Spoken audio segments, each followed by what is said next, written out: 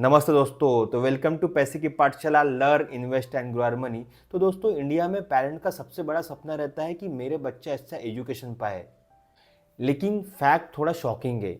India में research के हिसाब से 65% जो पेरेंट्स है अपने बच्चे के एजुकेशन के लिए लोन लेते हैं। सिर्फ 20 से 25% ही जो पेरेंट्स है अपने चाइल्ड एजुकेशन का प्लान करते हैं।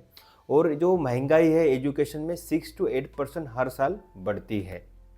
और जो मेडिकल इंजीनियरिंग या फॉरेन एजुकेशन है उसके लिए बहुत सा खर्चा लगता है और कॉस्ट लग रही है। तो इसका रिजल्ट क्या होता है? इसका रिजल्ट होता है कि उनका जो रिटायरमेंट प्लानिंग है वो डिस्टर्ब हो जाता है। सेकंड है कि उनको होम लोन का ईएमआई का प्रेशर आ जाता है। और थर्ड है कि जो बच्चे के जो उनके जो प्लान्स है वो डिस्टर्ब हो जाता है और कॉम्प्रोमाइज़ करना पड़ता है। तो इसका रीज़न सिर्फ एक है। इसका रीज़न ये है कि उन्होंने पहले से ही चाइल्ड एजुकेशन का प्लान नहीं किया।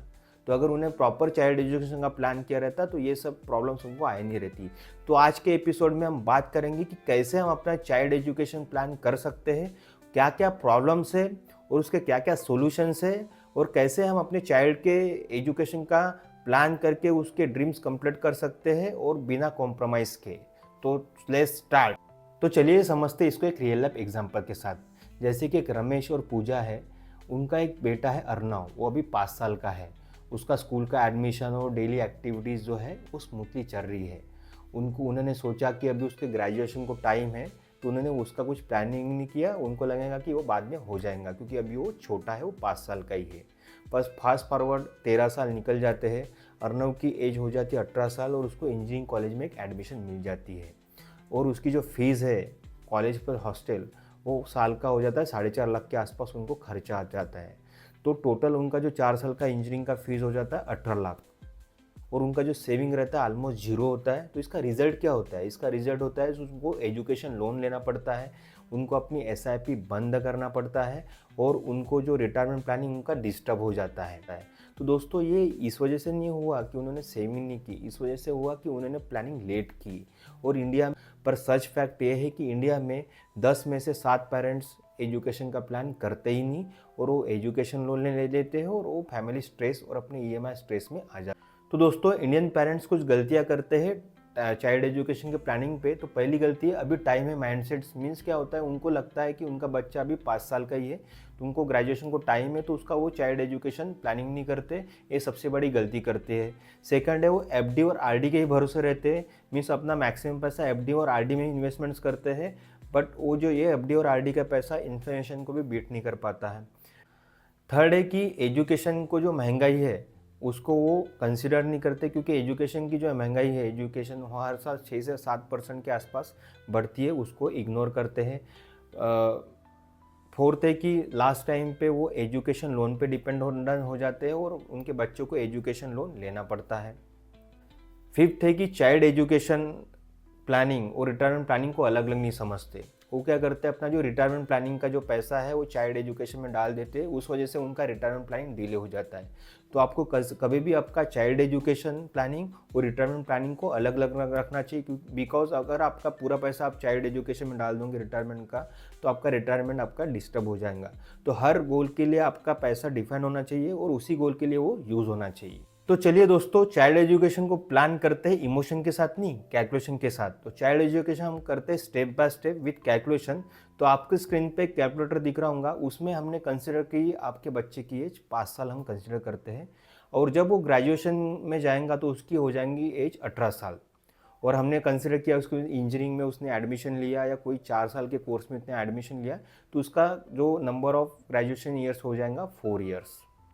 और उसको हमने कंसिडर किया कि अगर उन्होंने आज एडमिशन की तो उसको 2 लाख रुपए खर्चा लग रहा है। मीन्स उसका कॉलेज का फीस प्लस हॉस्टल का फीस हम 2 लाख कंसिडर करते हैं आज के हिसाब से।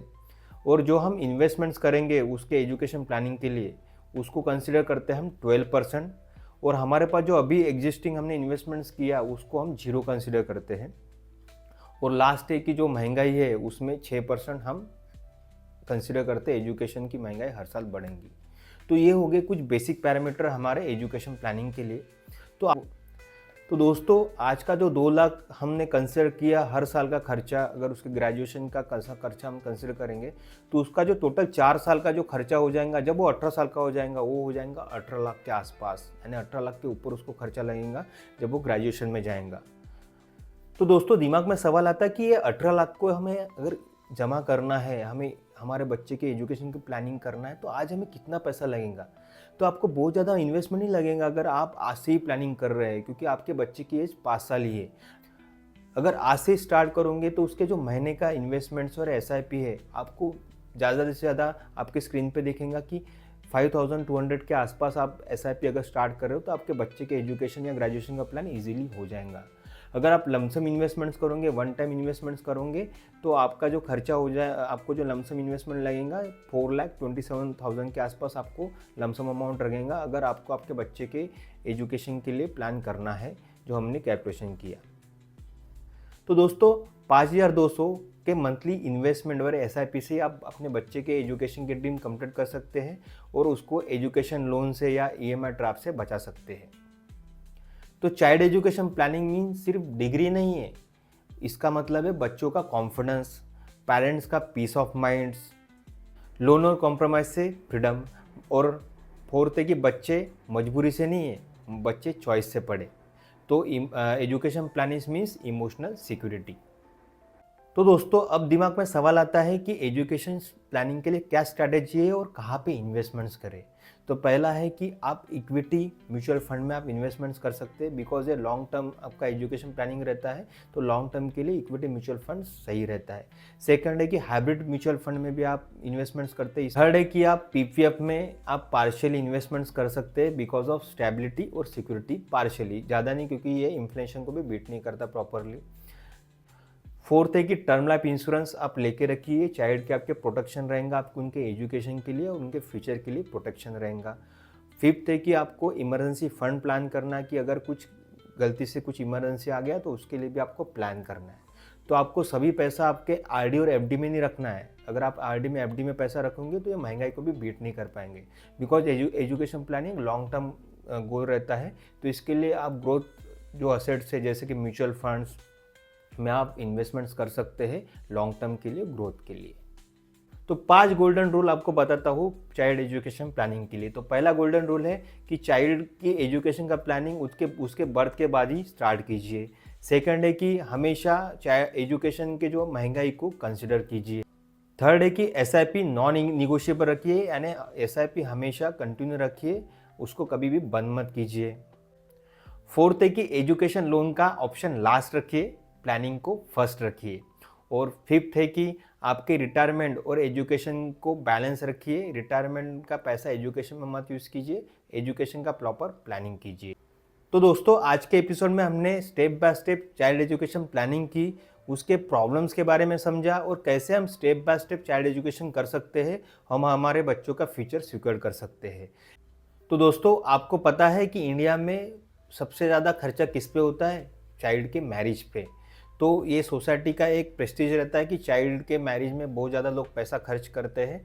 तो नेक्स्ट एपिसोड में हम बात करेंगे चाइल्ड मैरिज के प्लानिंग के बारे में, कैसे हम उसके मैरिज के लिए पैसे अभी से इन्वेस्टमेंट्स करके उसके मैरिज के लिए पैसे जमा कर सकते हैं और स्ट्रेस फ्री रह सकते हैं। तो thank you so much, have a nice day.